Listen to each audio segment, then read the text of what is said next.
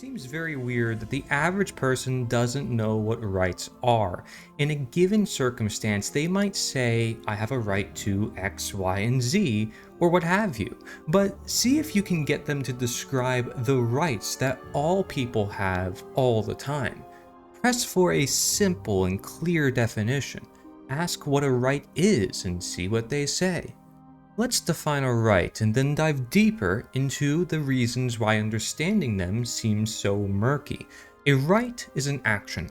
To be a right, it must be an action that does not harm, threaten, or impose on another person's free will. In essence, any action that is not harmful to another person is a right. This basic understanding of what a right is happens by default in the vast majority of people's behavior. Most people have at least a subconscious understanding, yet that definition still eludes them. The next part in understanding what a right is comes down to the reason for why that is what a right is. The fact of our existence and ability to interact with the things around us is the first thing that we own. These two things are the first rights. The reason for why is that they do not belong to someone else. Nobody sees through your eyes or experiences your life except you. This fact of owning your own experience and the ability to choose what to do with that experience means those rights are yours to keep. Where rights begin to get murky in people's minds is the fact that we don't live on a desert island with one another person beside ourselves. The fact of greater numbers of people creates the illusion of complexity. We have a lot of individual actions all being driven by thoughts and emotions. When these run against each other, we see conflict as a result. The complexity and the conflict all stem from one source, not understanding the basics. Regardless of number, the instinctive action of the average person is to live and let live. This basic metric of doing what you want as long as you leave other people alone is the foundation of true freedom and of true rights. Numbers of people are not entirely the reason for an elemental understanding of rights being lost.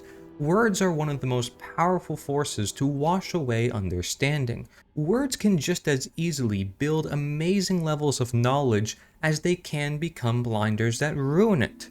Words that hold big ideas such as society, government, or authority blanket a more fundamental understanding of individual liberties. In the mind, they create a scene like a movie, but not crisp or clear. Like a blurred fisheye lens, words can hold a sweeping, hazy image of what is really there. These big ideas, though useful at times, are not reflections of principle, but a distributed term that helps to define a larger area of thought. The blurry big ideas of a distributed term like society acts a lot like what the dark does for kids. It makes it easier to imagine your fears with less distraction. In the word fog of terminology, it's easy to lose a simple definition. On the topic of imagining fears, another hazy idea that muddies the freedom water of understanding a right is the illusion of safety. This is a popular illusion because on the surface it looks reasonable. A right being any action that doesn't harm others brings with it the possibility of danger. Sadly, because many people fear the possibility of danger, they rationalize the removal of or limitation on a right. It should be obvious by now that this claim over other people's rights is bad and that prevention doesn't work, but still people insist that it does. There are actions that do pose a danger to many people. Once again, prevention and punishment do not work. If they did, there would be no more dangerous actions taking place. This illusion of safety is too big of a topic for just this video, so it's best we move on to what propels the illusion of safety. The final piece in learning what makes rights hard to understand is the illusion of authority. Many people will correctly state that nobody has rights over anybody else. This is true. A clear understanding of what a right is comes with the territory of acknowledging that we all have the same rights. The idea of authority crops up in people's minds as a total contradiction to what they may say they believe at the start of inquiry. Appealing to fear and the possibility of danger, authority lays claim to the right of prevention, and sadly, people fall for it. The same people that will say that we have all the same rights will in the second breath say that some authority is given more rights to prevent harm or protect society from the small handful of actually bad or dumb people, when in fact each person is in charge of their own destiny and the rights of all people are the same. With a better understanding of what everyone's rights actually are, we can move more in the direction of freedom. The mental tricks and appeals to fear that obscure the clear fact of the freedom of action are a small barrier. Most people already have a desire to live and let live. It is only these seeming complexities of understanding and small fears that thwart the natural progress of real freedom.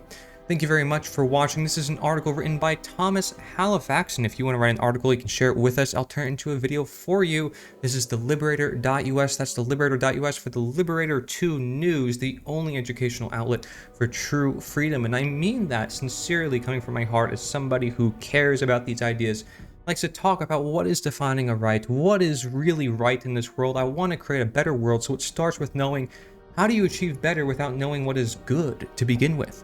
And we have to get some sort of principle or guideline for that good. Many people will look toward voluntarism. This is the simple idea that you should just live your life among voluntary interaction, and that also aligns to our definition of a right. Because if we're defining our definition as a right as something that doesn't cause harm, we're not interfering with other human beings. Right? And we're trying to let things live as much as possible to live in harmony with other things as much as possible to create order. And we need to also look at all the gray areas and find out, wait, is there problems here, this or that? And there's people who might say, well, what about this definition? And that's great. If we can just get the conversation going, that's more than what's already being done, especially if we talk about the case of authority, which many people overlook because many people who talk about rights or talk about freedom ignore this belief system called statism, which is the very thing that creates this authority in other human beings.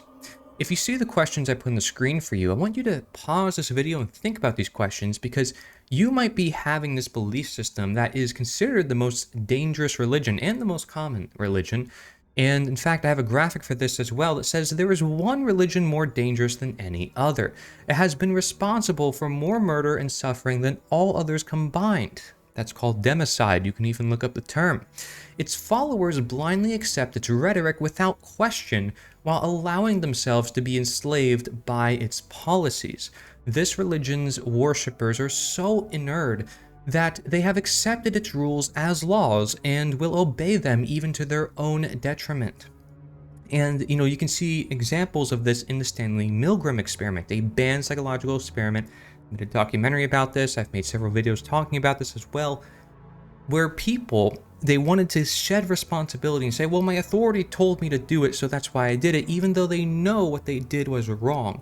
And they had to laugh uncontrollably. They felt uncomfortable, but they did it anyways, because of their authority figure. They believe so strongly in their authority that it overrules their own individual conscience, even though they're the one partaking in the action and creating it in the world. They want to say, well, this guy told me to do it, so it's his fault. Like, no, you actually did it. And so taking responsibility, which has a lot to do with rights and ownership and morality, absolutely ties in. And if you like all these ideas and you want to learn more about the philosophy and the simple ideas which a lot of us can unite around, I encourage you to go to theliberator.us. We have tons of resources there, and like I said, you can get involved. We have a weekly newsletter. Please do. Thank you very much for watching.